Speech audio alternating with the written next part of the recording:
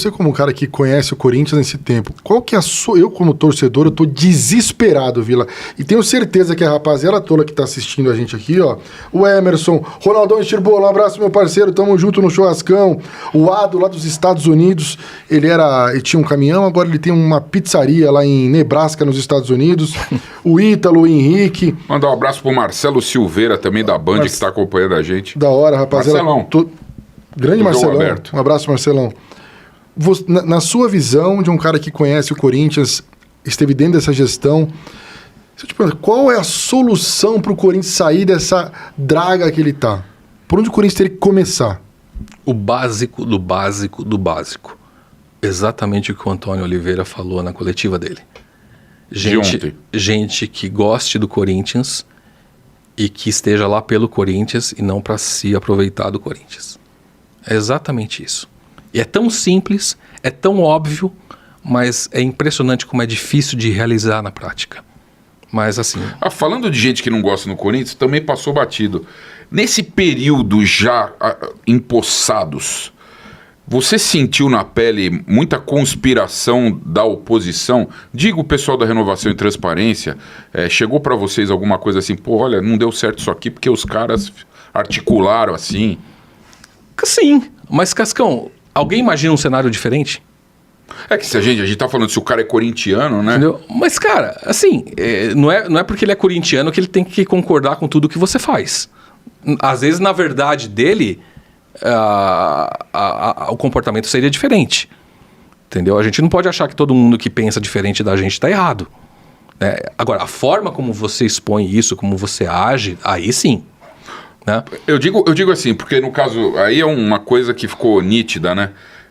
Eu não apoio mais o Augusto, para mim tem feito muita coisa errada, sobretudo assim, de falta de experiência mesmo nas ações. Não vou nem falar de coisa de má fé, tô falando de coisas... Fora que ele tirou totalmente a credibilidade do Corinthians no mercado, não só em relação a possíveis patrocinadores, quanto de jogadores. Fico imaginando um cara que receba um convite para vir pro Corinthians com essa imagem toda que tá... Eu espero que eu esteja totalmente errado no que eu estou falando. Mas o que eu quero dizer da ingerência da Renovação e Transparência é que, por exemplo, o Augusto assume a presidência do Corinthians, vem os 7 empresários que são credores, né? Vem cobrar o Corinthians... De uma vez. 217 milhões. Não é coincidência isso. Não pode ser coincidência. É difícil você imaginar que seja uma coincidência. Isso é uma articulação política, mas de gente que quer o mal do Corinthians. Porque não é possível. Quer criar uma dificuldade ali. Isso não tem como negar isso. A multa do Mano Menezes. É evidente que... É o próprio caso do Rojas. Do Carlos Miguel. Que estourou hoje. No caso do Rojas, o Augusto fez cagada. Mas começou lá atrás. Né? Aí é uma besteira dividida. Sim. Agora, que você pegou o clube numa situação muito difícil, um caos administrativo financeiro, isso é fato. Isso todo mundo já é público e notório. Entendeu? Mas o que eu digo é o seguinte... A dívida de quanto é que você falou, a dívida? Vocês tinham ali a conta, né? A dívida, até a última reunião que eu estive, era de 2,1 bi. Que beleza, 700 de arena. Né? Então, mas eu acho que isso também é público. Mas o que é interessante é que não dá para... Por pior que tenha sido essa herança que você recebeu, e foi ruim... Também não dá para você ficar o tempo todo toda hora falando atribuindo a isso. Exatamente. Né? Então, se você for analisar hoje, quais são as 3 dificuldades da gestão? As 3 maiores, né? A questão do intermediário da Vaidebet, isso é um desgaste gigantesco que foi parar na polícia. Né? A questão desse entorno do Augusto, Marcelo Mariano, Sérgio Moura, tal... E agora, mais recentemente, algumas questões da base. Com trocentos jogadores na base. Saída do Danilo. Eu fiquei sabendo que aumentou de 6 para 20 captadores, ou seja, tá uma farra, né? Desses 3 fatores, desses 3 acontecimentos, o que tem a ver com a oposição? Desses 3 citados, nenhum. Então, os 3 gargalos da diretoria do Corinthians hoje não tem nada a ver com a oposição. embora a oposição tenha feito um trabalho nos últimos anos muito ruim e tenha deixado uma herança muito ruim. Mas os 3 gargalos principais da atual gestão hoje tem nada a ver com a oposição. Tem o caso de perder o Lucas Veríssimo no começo, que foi o Augusto, quer queira, quer não. Ele pôs a culpa no Rubão. Acho que o próprio Rubão admitiu isso, se eu não me engano. Do Mateuzinho. Do Mateuzinho que o Rubão admitiu, né? Mas perder o principal zagueiro do time. Foi na gestão do Augusto. Lucas Veríssimo. Tem uma pergunta do José Márcio aqui. Ele mandou a pergunta basicamente ali umas 100 vezes. E ela é legal. Eu vou fazer a pergunta. Mas você se irritou porque ele fez mil. Só pra ele parar de mandar. Não tô irritado não. Eu ia fazer já na primeira. Você nem precisava ter mandado 100, mas tá tudo certo. O Corinthians, ele deve pra todo mundo. O Corinthians te pagou? Tá tudo certo? Cara, tá tudo certo. Tá tudo certo. Tá tudo certo. Então, beleza. Então tá tudo certo. O Corinthians Você deu uma pensada, hein, Vilarão? Mas tudo bem. Ele mudou 300 vezes a pergunta. Tinha que perguntar, cara. Então se tá tudo certo, Se deu calote em todo mundo, né? Seria óbvio, seria até...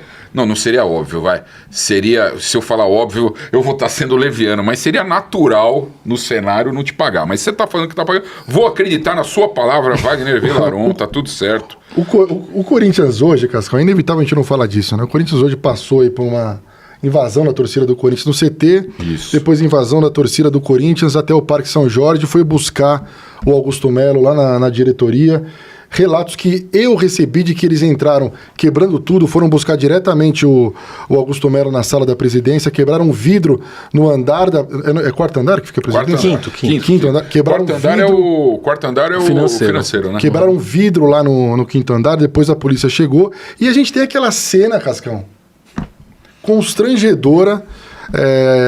Do presidente do Corinthians, que talvez seja o segundo cargo mais importante do estado de São Paulo, ou da cidade de São Paulo. Porque o Corinthians é a maior torcida do Brasil. Dizem que é o Flamengo, mas não é o Corinthians. Desesperado, indo mostrar celular. Parece aquele funcionário que não fez o trampo direito.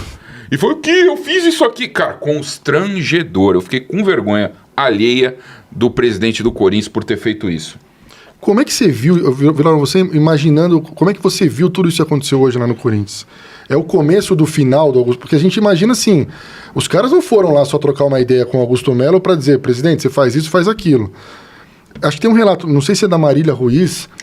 Ruiz. Que alguém fez um relato, se não foi você, Marília, não, desculpa. Foi a Marília. Que falou que, tipo, os caras chegaram a bota no Augusto Melo em mais pessoas que estavam ali. Não, a Marília falou outra coisa. O que a Marília falou? A Marília falou que todos os conselheiros, não sei se você chegou a ver isso, Vila, que os conselheiros vão se reunir amanhã para forçar o Augusto... isso mesmo que ela falou. A renunciar. Eu vi em outro lugar... Pela imagem do Corinthians, enfim.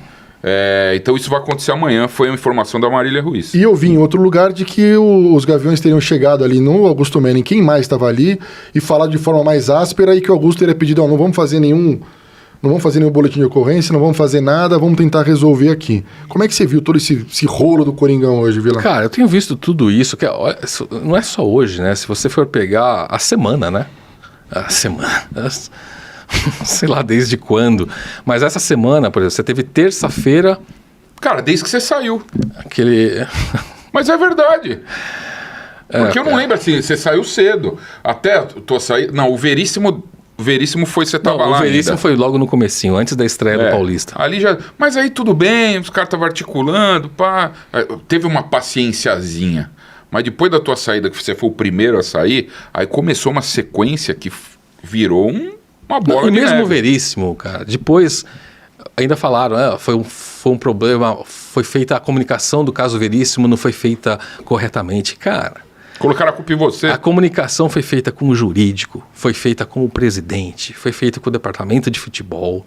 O Veríssimo tinha contrato com o Corinthians. Ele estava mudando o tipo de contrato. Ele estava emprestado e passaria a ser um contrato indefinitivo. Ele não poderia estar na apresentação da Vai de Bet. Ele tinha contrato, cara. Ele era jogador do Corinthians. Entendeu? Não era como o Mateuzinho. O Mateuzinho ali foi uma precipitação mesmo. Do Rubão. Ali estava errado. Cagada do Rubão, entendeu? Ele admitiu, né? Então, mas o Veríssimo não, cara. O Veríssimo tinha ali um vínculo já estabelecido com o Corinthians. Então, falar isso agora, cara. Todo mundo participou do processo. Mas onde foi a cagada do Veríssimo? Não sei.